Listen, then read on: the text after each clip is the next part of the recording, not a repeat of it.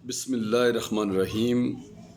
السلام علیکم پاکستان، السلام علیکم اہل اسلام۔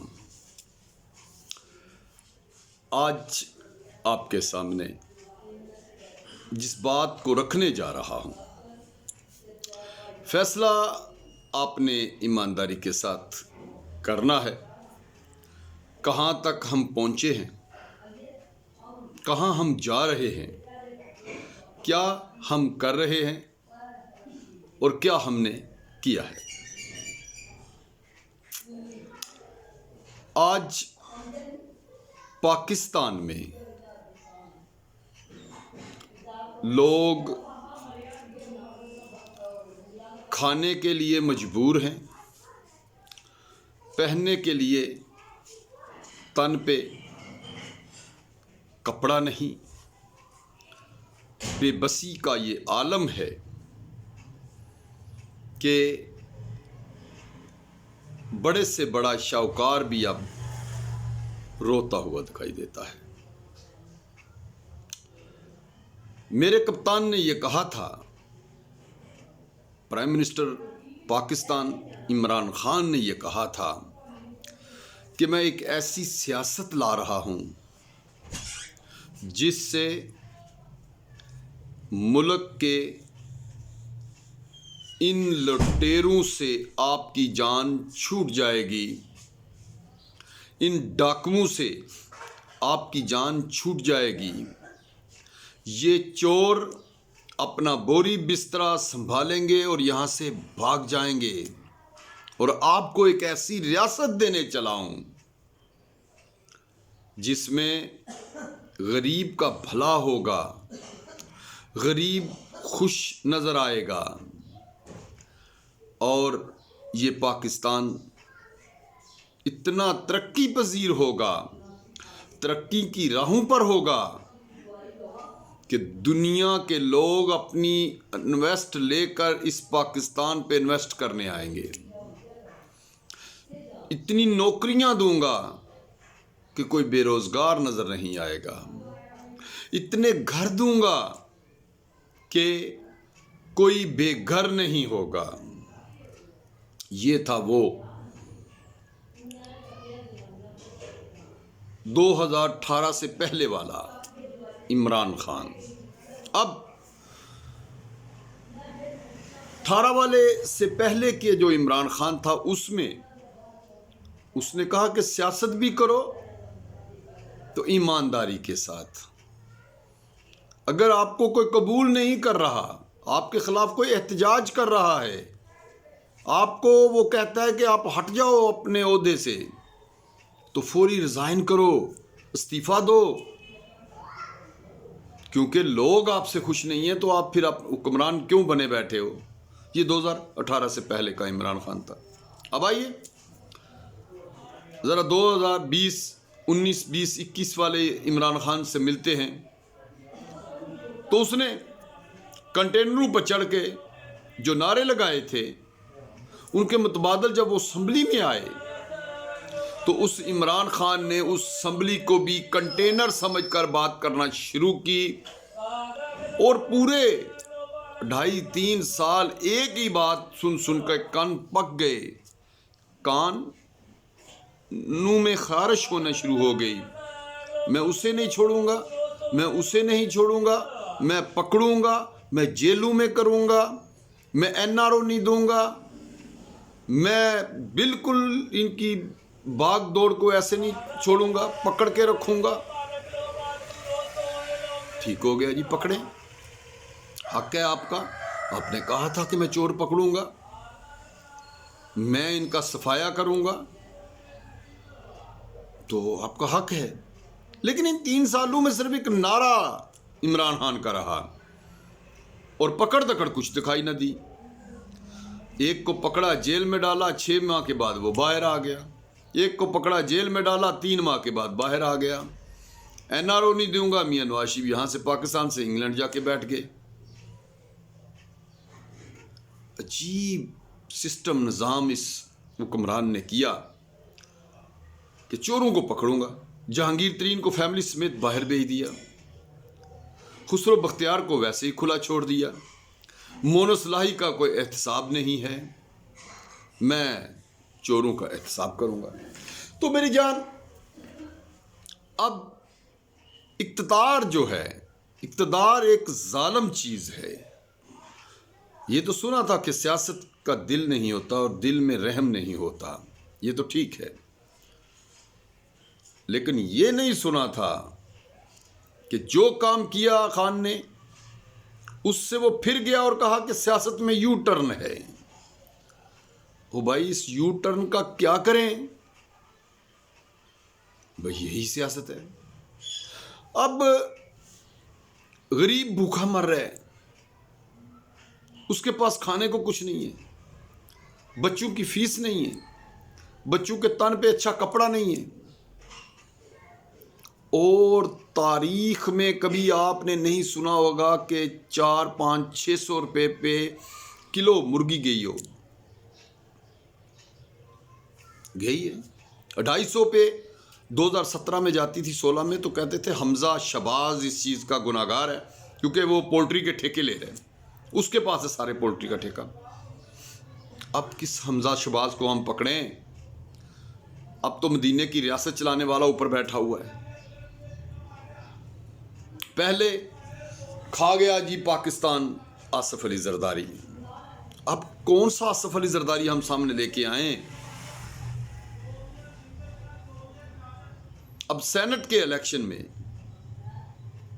کمال دوڑیں لگی ہوئی ہیں،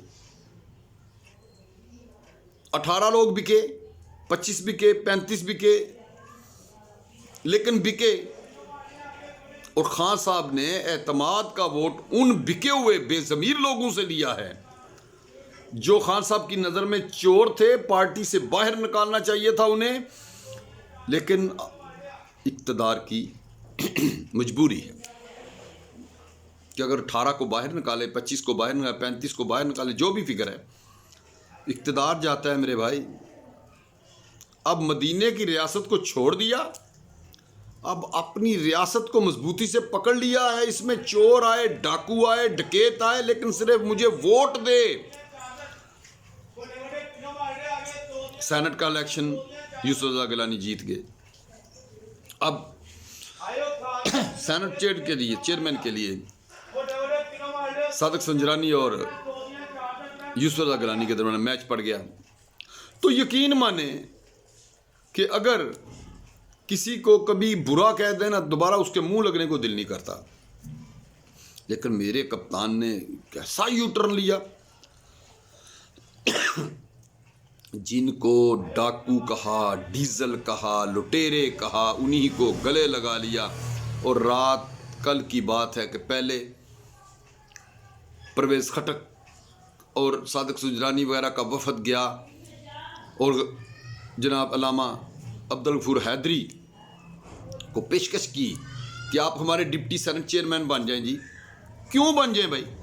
اس لیے کہ اگر آپ ہمارا ساتھ نہیں دیں گے تو ہمارا سینٹ چیئرمین نہیں بنے گا، سینٹ چیئرمین نہیں بنے گا تو رولے زیادہ ہوں گے، شور زیادہ ہوگا، ہماری حکومت گرنے کا ڈر ہے۔ تو آپ نہ چور ہو، نہ ڈاکو ہو، نہ لٹیرے ہو، نہ ہی ہم نے آپ کو بند کرنا ہے، نہ ہی ہماری حکومت جو ڈیزل کے بغیر چل رہی تھی اب ڈیزل کے بغیر چلنا ناممکن ہو گئی ہے۔ تو پلیز مہربانی فرما کر آپ ہمارے ڈپٹی سینٹ چیئرمین بن جائیں۔ تو عبدالغفور حیدری چونکہ خود تو فیصلہ نہیں کر سکتے تھے تو کہا یہ فیصلہ تو مولانا کریں گے، میری جماعت ہے، جمعیت علماء پاکستان میں جماعت ہے۔ تو ڈٹھائی کا یہ عالم کہ محترم خود فون کر رہے ہیں مولانا کو۔ کس مولانا کو؟ جس کو کہا اس کا چہرہ مجھے مکروہ چہرہ ہے، اس کی طرف دیکھنے کو دل نہیں کرتا، اس کو عالم کہنا تو گناہ ہے، یہ بکاؤ ہے، یہ ایجنٹ ہے۔ کہا مولانا آپ تو صادق و امین ہو، آپ تو عالم ہو، ہمارا ساتھ دو۔ کیوں؟ میری حکومت گر جائے گی۔ تو پھر شبلی فراز جو جب سے وزیر اطلاعات آئے ہیں ماشاءاللہ، بات کرنے کا سلیقہ نہیں ان میں،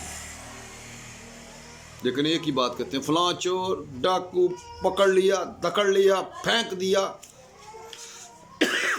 اب وہی شبلی فراز ہاتھ جوڑے ہوئے جام صادق کے ساتھ مولانا فضل الرحمان سے مل کے کہہ رہا ہے، یار ہم سے ملو گے تو ہم ایک مضبوط حکومت بنائیں گے، پاکستان کی ترقی ہوگی، پاکستان میں بے روزگاری ختم ہوگی۔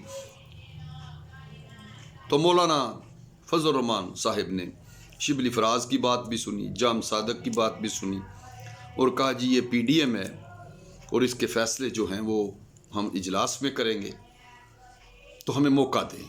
آپ کا آنا اچھا لگا، ویلکم کرتے ہیں۔ وہ ایک عالم تھا، ایک سیاستدان تھا، اس نے یہ نہیں کہا کہ شبلی فراز کس منہ سے آئے ہو، جام صادق کس منہ سے آئے ہو، اور اے خان ان کو کیوں بھیجا ہے۔